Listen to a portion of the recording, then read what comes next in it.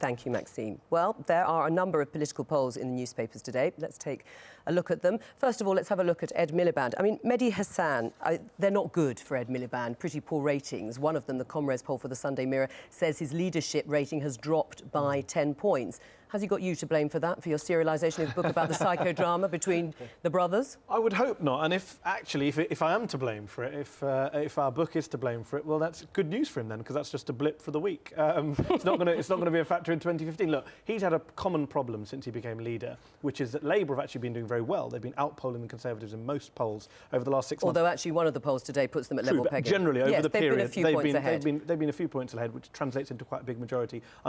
He personally, however, has suffered, and that's the difference between him and Cameron. Cameron outpolls his own party. Labour outpolls Ed Miliband, and that is an issue. Well, your book aside, then that is a problem for him, isn't it? I mean, how does he get away from having those poor poll ratings? It's the $64,000 question for a leader of the opposition. How do you cut through in a political and media climate where nobody really cares about what leaders of the opposition think, especially when we have a coalition government? As Alistair Campbell rightly said recently, Labour is the third most interesting party. Why not? Everyone's obsessed with the Conservatives, Lib Dems split over the NHS.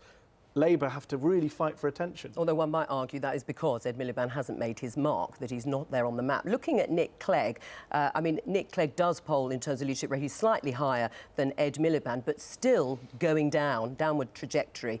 Even more worrying, I suppose, as far as he's concerned, particularly this week when he could have claimed victory over the changes to the NHS. Well, he has been trying to claim victory over the NHS, hasn't he? But he's been so severely damaged by the U-turn, his own U-turn on university fees. I think he's going to find that very hard to recover. And, of course, the Conservatives are playing a very clever game. They're using them as the fall guys. I mean, this week it was Mr Muppet Danny Alexander who was used in a similar role with Lord Hutton's proposals, and has now just sparked all this fury with the unions, which I know we're going to talk about later. But that's clearly what's happening, and it's the problem that Ed Miliband's got. He's Mr Bland. Nobody in the public really know who he is. They know who his brother is. But let's look at the rest of Labour. Who would you replace him with? That's the problem Labour has got at the moment. And of course, they're polling as a party because they're the party in opposition, you know, and there's a lot of unsavoury and nasty things having to be put through by the Tories and by the coalition at the moment. But the bottom line is he's not leadership material. He's only there because the union barons put him there. Let's be straight about it. That's just not true. The union barons didn't put him there. Is that right? He won a democratic election by 30,000 vote margin. Is that right? Look, the argument that you get rid of someone, on what grounds? I mean, there is a bit of hysteria around this. If he's doing badly in the polls, he's not even been in the job a year. He's won 3 by-elections. He picked up 850 council seats, and the party's leading the polls. Yes, he's having personal problems cutting through, but we don't get rid of a leader on that basis. Are we going mad? Getting rid of him. I was saying there's no one to replace him. He's Mr Bland. The Labour Party with him haven't got a chance. And actually, there's no evidence. So you want to sell his book? You want to sell his book? Gentlemen, before we've got the whole programme to talk about the machinations between the parties, but I want to just get one in about the coalition itself. I mean, you mentioned that David Cameron's poll ratings are still quite good personally. In terms of the party, I mean, the Sunday Times YouGov poll suggests that 43% of people believe recent policy U-turns show the coalition has lost its way. Now, that is a warning mark, isn't it? That is a warning mark. And actually, there was even more damaging poll a couple of days ago, the Comrades poll, which showed only 20% trusted the Conservatives with the NHS, more than 50% didn't, and that's always been the key issue. All about detoxification of the NHS, and yet in the first year they've allowed themselves to kind of throw all that away. Some people say sometimes a U-turn is a leader listening to the country, so you've got to see the other side of it as well. Although one has got to say, there was a significant number of people felt that, I have to say, in that poll. Now, the big political story this weekend, of course, is the row about these pensions, and see millions more people rely on means-tested pension credit when they retire. That's the worst possible solution. Actually, I think that might cost the taxpayer more. So there is a sensible deal to be struck, but it's not going to be made easier if there are strikes and shouting and everything else. And would you like to see Ed Miliband stand up and say, call off the strikes? Of course. John Hutton set out his view. Obviously, he set out the pension recommendations in the first place. The government is backing them pretty comprehensively. I think we need to hear from Ed Miliband, don't we? I think we do need to hear from Ed Miliband and Ed Balls on all these issues. Lord Hutton says that he'd like to see Ed Balls endorse his report, and Lord Hutton's report has some very good things in it. For example, he busts the myth of gold-plated pensions in the public sector, which the right-wing media so encourage.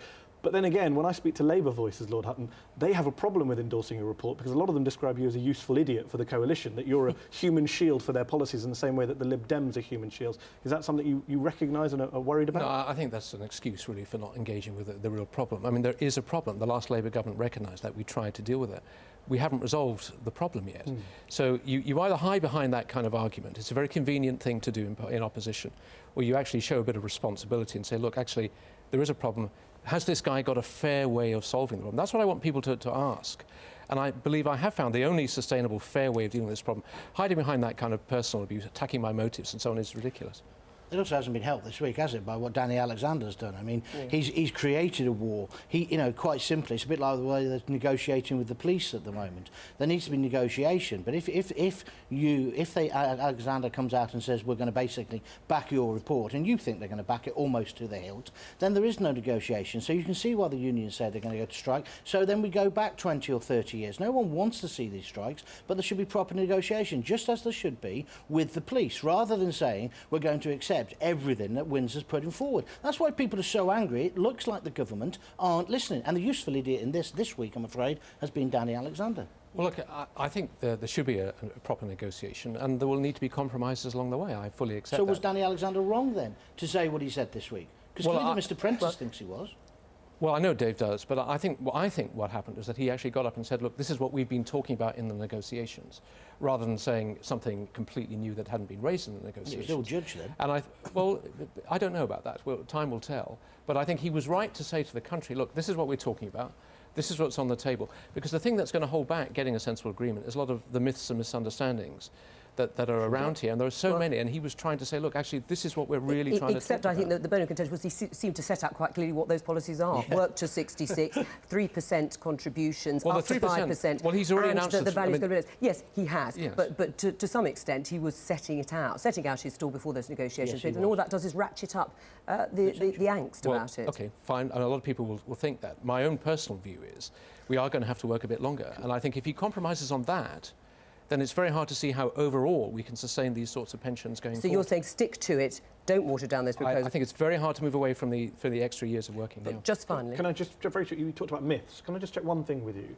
In your report, don't you say that the cost of unfunded public sector pensions will fall from 2% now to 1.5% in 2060? Yes, but I do say that. But I also make it very, very clear, and this is why I do get cross when people use that particular part of my report. I also make it very clear that we shouldn't rely on that 50-year bet that overall these pensions are sustainable in their current form. Everything we have learned for the last 50 years should lead us to take a more prudential view. So I'm very clear that's the rough guess, but it's so susceptible to variations about economic performance, salary growth in the public sector, the size of the public sector workforce.